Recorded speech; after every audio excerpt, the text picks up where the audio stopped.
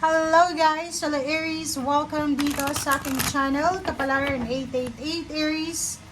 Alamin natin kanong messages, vibration, gabay energy para sa lahat. Ito ay general reading.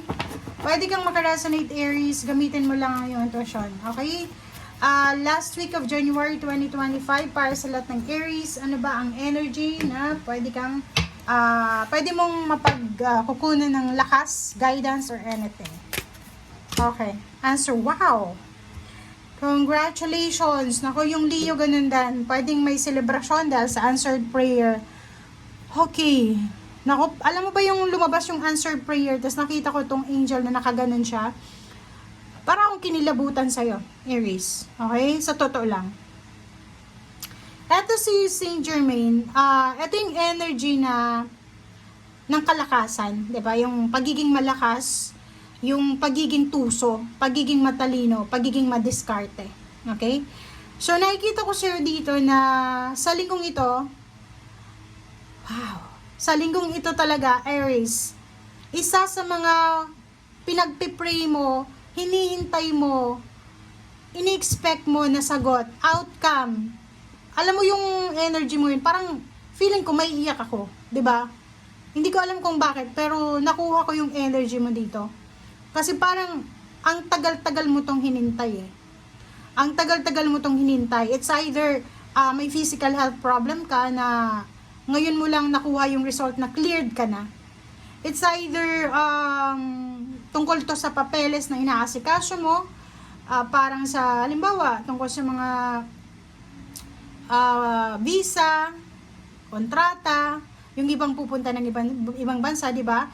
So, nakikita ko sa'yo dito na answered prayer ito. Ano man yung hinihingi mo, like for example, anak, parang hindi ka mabuntis or ano pa man, ang tagal mo nang hindi nagkakaroon ng anak, pinagpipray mo, posibleng sa linggong ito, unexpected na pregnant ka or yung asawa mo, parang ganun lang. So, work your magic, sinasabi ng bara sa'yo dito, Aries, na simulan ngayong linggong ito, binibigyan ka ng ating universe, especially ni Saint Germain, ng energy, ng liwanag, ng illumination. Gamitin mo to para makuha mo kung anong gusto mo.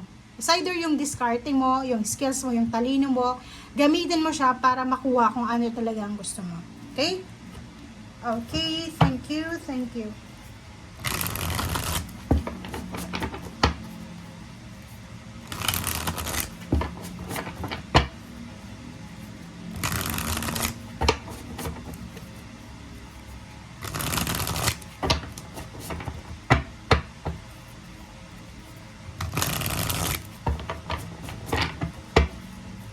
Okay.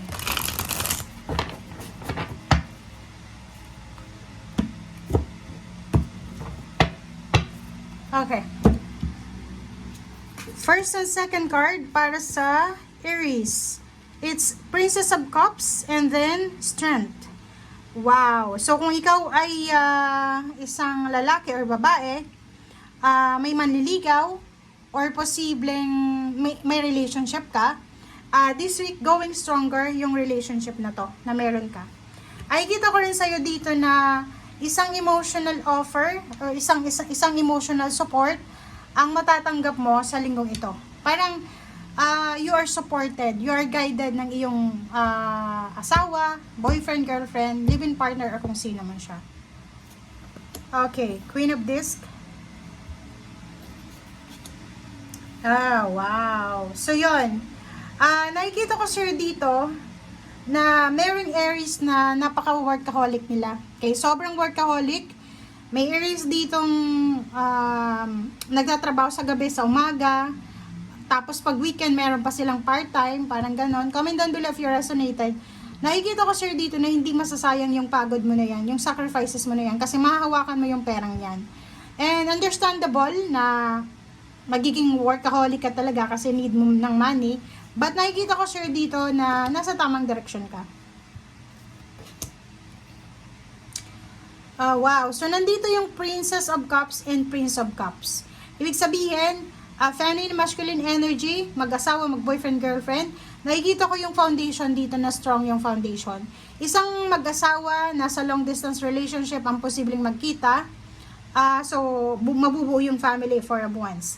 isang pamilya, na yung isa, dalawa, matagal ng hindi umuwi ng bahay, ang posibleng uuwi sa kanilang bahay. So, nakikita ko sure dito, pwedeng yung answered prayer na to, isa to. Pwedeng yung hinihintay mo na prayer is pautangin ka ng bangko para sa pagpapatayo ng bahay, pagpapakasal, or pag uwi mo sa bahay mo, pwedeng ang tagal mo ng OFW, or yung asawa mo, or boyfriend, girlfriend, or magulang mo, matagal na silang malayo sa'yo. Nakikita ko sure dito yung completion, satisfaction, completion, stability, balance, relationship, family, intimate, or kung ano pa man. Okay, next is 9 of this. Oh, wow. Talaga, good job. Congratulations, guys. So, by the end of the week, pwedeng Saturday or Sunday, Friday, Saturday, or Sunday, nakikita ko sa'yo dito na sa linggong ito, isang emotional and financial wishes nyo ang posibleng magkatotoo. Okay? So, paki-comment sa comment section if you're Aries na may wini-wish ka para sa pamilya mo. May wini-wish ka rin para sa pera mo, kaperahan, na posibleng darating siya sa'yo ng sabay-sabay. Okay? Siguro for the last 9 months, or yung pinakamatagal dito is 9 years, marami kang pinagdaanan sa pamilya. May mga away bate, misunderstanding, competition. Kung negosyo man yan, ganon. Sa trabaho, ganon. But this week, nakikita ko na unti-unting magsisettle down ito eh. Unti-unting magiging stable, secured. Unti-unting magkakaroon ng peace and harmony sa buhay mo. And yun nga, nandito sa Saint Germain, sinasabi na if ever lang na hindi mag-work yung mga plano mo, gamitin mo yung kung ano yung magic mo, kung ano yung alam mo, kung ano yung skills mo. Okay?